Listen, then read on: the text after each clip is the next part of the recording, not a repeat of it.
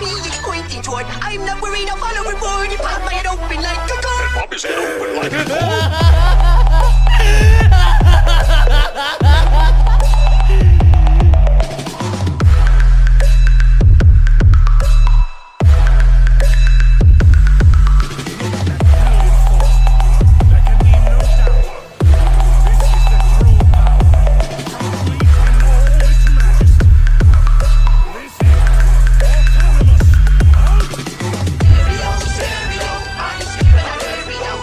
ये episode start हो उससे पहले कमेंट्स की बात कर लेते हैं। मैं लास्ट वीडियो पे एक बंदे ने पूरे 10 टाइम ज़ोरो कमेंट किया था। वैसे तो एक बंदा एक ही बार ज़ोरो कमेंट कर सकता है, पर तुमने 10 टाइम्स कमेंट किया, मुझे अच्छा लगा। तो हाँ, अब मैं कंफर्म हो चुका हूँ कि आने वाले टाइम में तुम्हें उसकी बैक स्टोरी देखने को मिल सकती है।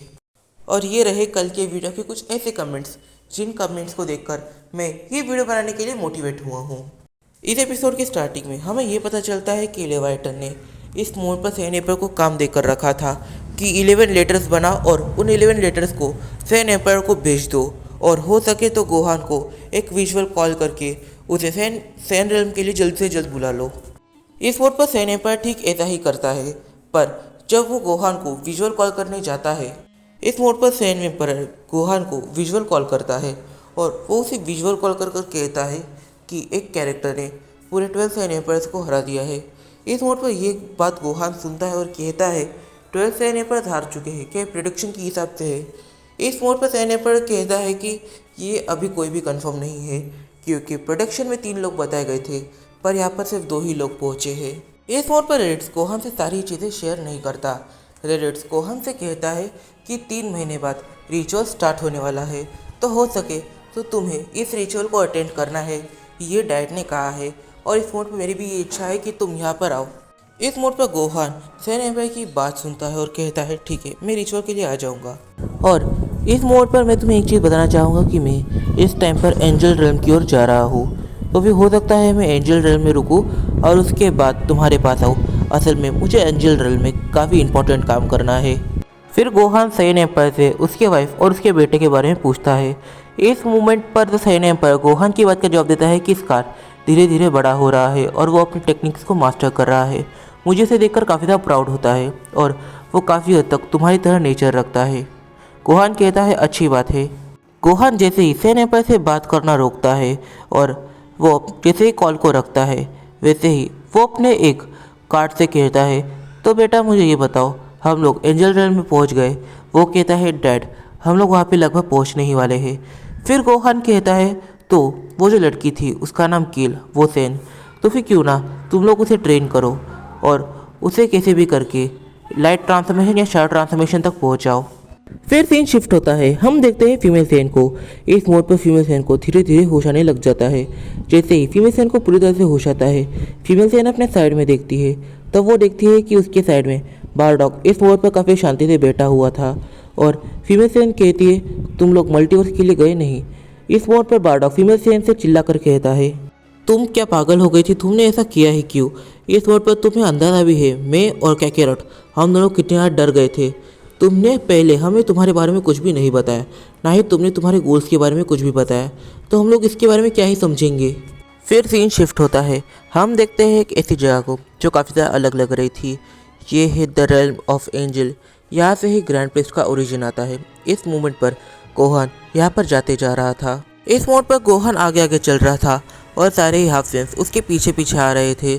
इस मोड पर जो भी हाफ सेंस उसके पीछे आ रहे थे उन सभी के पास काफ़ी सारे डेंजरस वेपन थे, और इस मोमेंट पर वो सारे ही स्किल्ड फाइटर है और गोहान ने ही उन्हें पर्सनली ट्रेन किया है।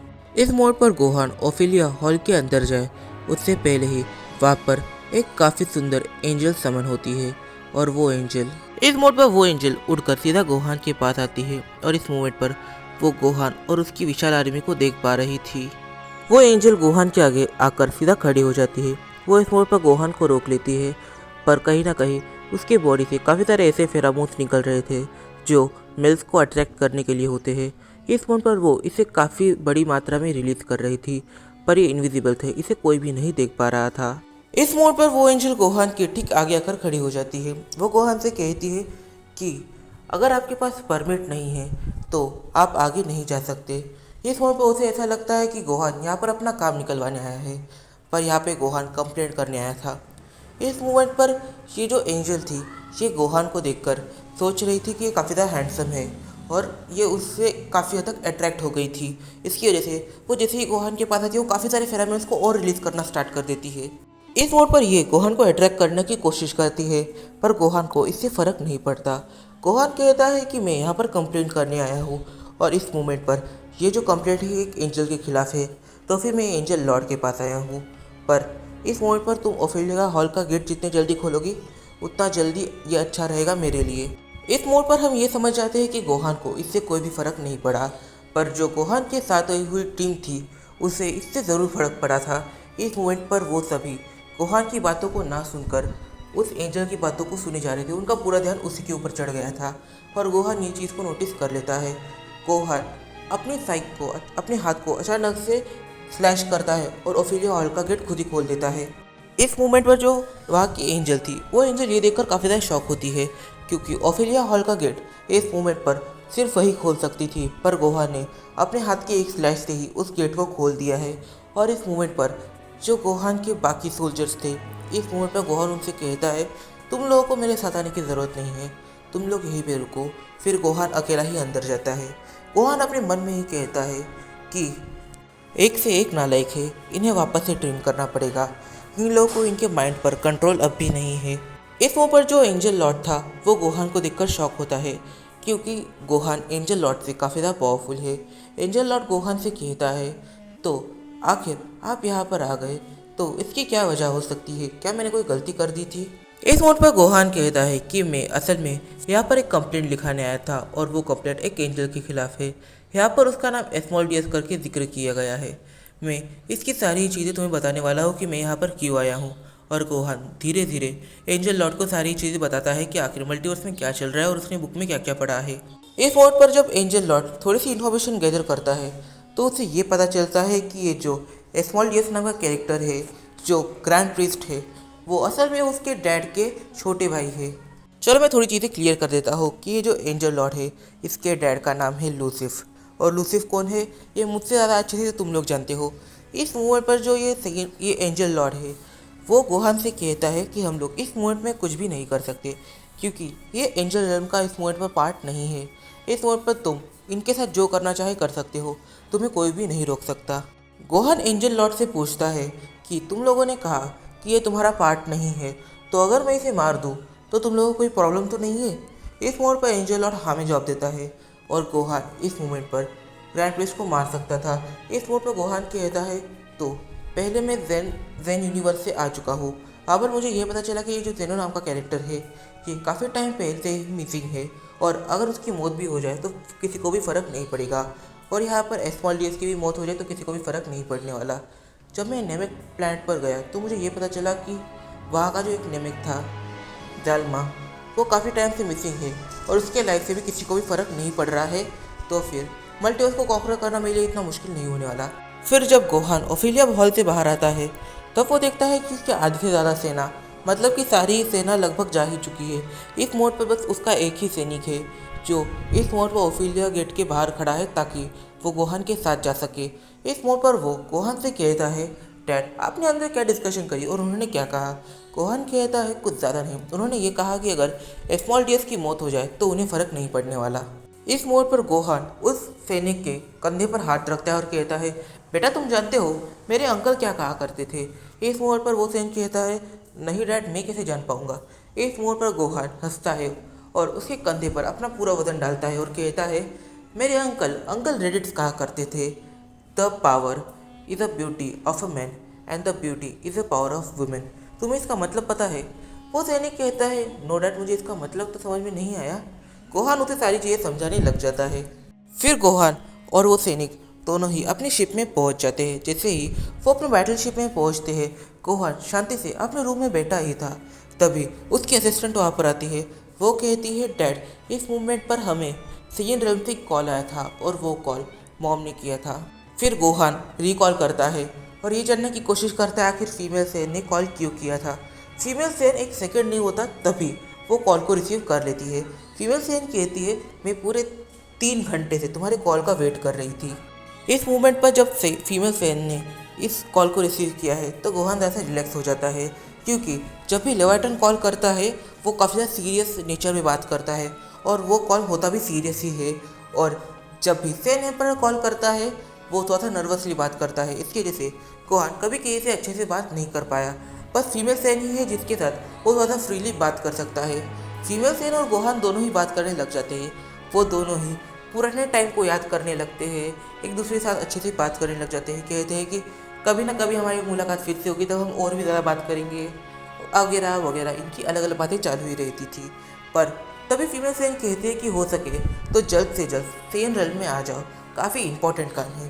गोहान इसकी वजह पूछता है तो फीमेल सेन उसकी इस बात का जवाब तो नहीं देती, पर कहती है कि हाँ, एक खास शख्स है जो तुमसे मिलना चाहता है और तुम्हें उससे मिलकर काफ़ी अच्छा लगेगा। वो कहती है तुम एक बार आओ तो। इस मोड पर गोहान अपने रूम में बैठकर बातें किए जा रहा था और दो सेन्स बाहर बातें कर रहे थे। एक सेन कहता है डैड कुछ ज़्यादा ही बातें नहीं कर रहे हैं आज। फिर दूसरा सेन कहती है कि देखो वैसे डैड इतनी बातें करते नहीं हैं, पर वो आज काफ़ी फ्रीली बात कर रहे हैं। इसका एक रीज़न है, क्योंकि इस मोड पर आगे मॉम है। तभी उन्हें एक थर्ड सेन ज्वाइन करती है। वो कहती है इससे पहले मैंने कभी डैड को इतना हंसते हुए, खुश होते हुए और इतना बात करते हुए नहीं देखा। मॉम के साथ वो काफ़ी लंबे टाइम से नहीं मिले हैं, इसकी वजह से हो सकता है उनके दिमाग पर असर हो रहा है। हमें कुछ ना कुछ उनके लिए करना चाहिए। मैं टैबलेट्स क्रिएट करने जा रही हूँ, मेरी हेल्प करना चाहोगी? पहला सेन उन दोनों ही फीमेल सेन से कहता है इस मोमेंट पर मैं तुम दोनों के साथ नहीं आ सकता, क्योंकि मैं एक मिशन पर जा रहा हूँ। तुम दोनों ही टैबलेट्स बनाती रहो। फिर फीमेल सेन गोहान के आगे रिवील करती है कि इस मोमेंट पर फीमेल सेन जानती है कि गोहान के फादर कहाँ पर है, यानी गोकू कहाँ पर है। वो चीज़ गोहान से कहती है कि तुम्हारे फादर इस मोमेंट पर सेन रेल में है और इस मोमेंट पर वो 12 डिस्ट्रिक्ट में है जहाँ पर हम रहा करते थे। तो हो सके तो जल्द से जल्द यहाँ पर आओ, क्योंकि तुम्हारे डैड तुम्हारे पास नहीं आ सकते। फीमेल सेन की ये बात सुनने के बाद गोहान अचानक से उसका कॉल कोई वजह से काट देता है। फीमेल सेन समझ नहीं पाती, पर हाँ उसने एक्सपेक्ट किया था कि गोहान जल्दबाजी में कॉल काट देगा। गोहान अपने मैनेजमेंट स्टाफ के पास जाता है और उनसे कहता है जल्द से जल्द शिप को सेन रेल्म की ओर मोड़ दो।